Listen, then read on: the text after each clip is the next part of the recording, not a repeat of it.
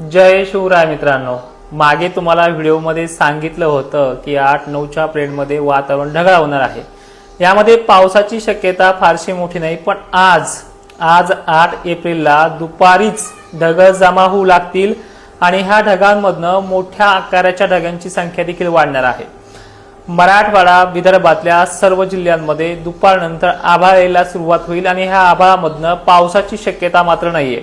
काही असे मोजके भाग आहे तिथे धारा वगैरे उतरू शकतात। एखाद दोन गावखेड्यामध्ये सर्वांना धाक नाहीये। लातूर असेल, बुलढाणा जिल्हा असेल, नांदेड असेल, हिंगोली असेल, वाशिम असेल, इकडे परभणी असेल आणि जालन्यात सुद्धा। कारण सुद्धा असं आहे की डब्ल्यूडीचं वातावरण एमपी मध्ये काही भागांना जोरदार ते अति जोरदार पावसाची नोंद घडणार आहे, ज्यामध्ये चिवंदारा, पुनासा, भिटूळ वगैरे भागांचा समावेश आहे। एकंदरीत अमरावती पासून उत्तरेस 150 ते 200 किलोमीटर अंतरावरती हा पाऊस सक्रिय होतोय। त्यामुळे या भागामध्ये महाराष्ट्रात मोठे सटकारे किंवा धाक नाहीये, पण वातावरण मात्र एवढं ढगाळ होणार आहे की काही ठिकाणी शेतकऱ्यांना धाकधूक वाढेल। त्या फोनमुळे, त्या वातावरणामुळे तुमचे कॉल सारखे येत आहेत, त्यामुळे हा व्हिडिओ बनवतोय। एवढी मोठी काही चिंता नाहीये, पण ज्यांना त्यांचा लाखोंचा माल उघड्यावरती पडलेला वाटत असेल त्यांनी आज तो झाकून ठेवला तरी चालतोय। विशेष म्हणजे मराठवाडा आणि विदर्भ दुपारी 2 वाजतापासून ढगांचं आगमन सुरुवात करेल। इकडे पश्चिम महाराष्ट्रातल्या उत्तरेकडील भागांमध्ये म्हणजे खानदेश, जळगाव, धुळे, संभाजीनगर, अहिल्यानगर, बीड, परभणी, जालनासह विदर्भातल्या सर्व जिल्ह्यामध्ये आणि मराठवाड्यातल्या सर्व जिल्ह्यामध्ये हे वातावरण ढगाळलेलं असणार आहे।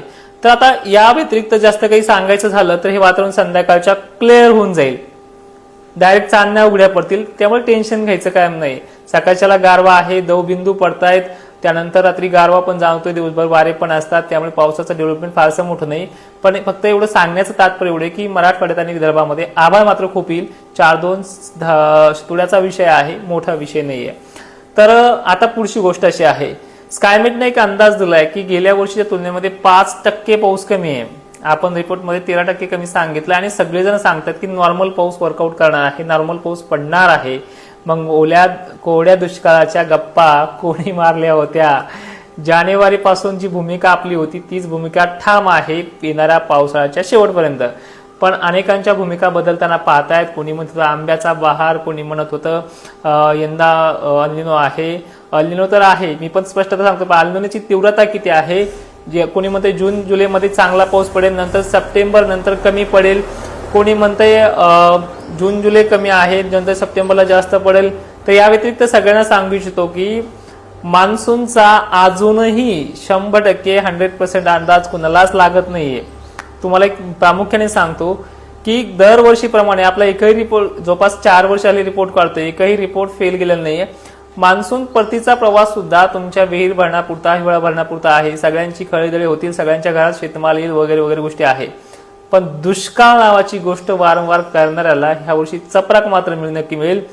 जूनचा कालावधी असेल, जुलैचा कालावधी असेल, या कालखंडामध्ये आमचा शेतकरी 50-60 वर्षापासून, कोणी 20 वर्षापासून, 25 वर्षापासून शेती करतोय, पण त्यांना माहिती जून जुलै म्हणजे निव्वळ वाऱ्याचा महिना आहे। पहिल्या 2 आठवड्यात पाऊस झाला तर ठीक आहे, नाहीतर 15-16 जून पासून आभाळ येते, थंड वातावरण सुरू होते, पाऊस बारीक सारीक पडतोय, पेरण्या होत नाही लवकर, काही मागे पुढे होतात, पण पेरणी होते।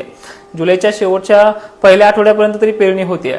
तर सेम कंडिशन ह्या वर्षी आहे, त्यामुळे घाबरले जाऊ नका। 93% गेल्या वर्षी आपल्या प्रयोगशाळेने काढले होते, ह्या वर्षी फक्त 10-12% कमी निघलेत आणि 2024 इतका यंदाचा पावसाळा आहे। अल्निनो किंवा लानिनो ह्याची प्रभावी क्षमता आपल्या महाराष्ट्रावरती, भारतावरती अशी पडते, पाऊस कमकुवत होतो, पण जो काही लॉंग टर्म असतं गोष्टी, म्हणजे उदाहरणार्थ दिवाळीच्या आतमध्ये आवरून घेणं, यावर्षी दिवाळीच्या पुढे सुद्धा गेला, हे लानिनाचं कर्तृत्व आहे। लानिना जितक्या लवकर ऍक्टिव्ह होईल तितक्या उशिरा तो जातो, त्या पद्धतीचा ते कंडिशन्स असतात, ते तुम्हाला मागे पण व्हिडिओमध्ये मी सांगत गेलेलो आहे। पण ह्या वर्षी काय होणार आहे, दिवाळीच्या अगोदर वातावरण हे आटोपतं घेईल, ठीक आहे, पण त्याच्याही अगोदर ढगफुटीसारखे संकेत, पावसाचा जोरदार प्रमाण हे देखील राहणार आहे। फक्त वितरण जे आहे पावसाचं एक समान राहील, म्हणजे सगळीकडेच मुसळधार पडेल असं काही नाही। काहीला 4 दिवस उशिरा पडेल, एखाद्याला 1-2 आठवडा उशिरा पडेल, एखाद्याच्या विहिरीला लवकरच पाणी येऊन जाईल, एखाद्याला 1 महिना पण पाणी यायला लागेल, काहींना ऑगस्टमध्ये वळणं भरतील, काहींचे सप्टेंबरमध्ये वळणं भरतील, असा याचा पूर्णपणे शेड्यूल आहे। तुम्ही फक्त चिंता करू नका। ह्या वर्षी जून जुलैमध्ये एकाचे पितळ आपल्या प्रयोगशाळेकडनं उघडे पाडण्यात येईल आणि सहकार्य महत्वाचे। आता आपले 2 लाख फॉलोअर्स फेसबुकला पूर्ण होतात, फक्त काहीतरी मोजक्या फॉलोअरची गरज आहे. जे कोणी नवीन असतील त्यांनी फॉलो करून ठेवा आणि आपल्या अंदाजाला जो काही तुमचा पाठिंबा आहे तो लाईकच्या आणि फॉलोच्या माध्यमातून दर्शवा.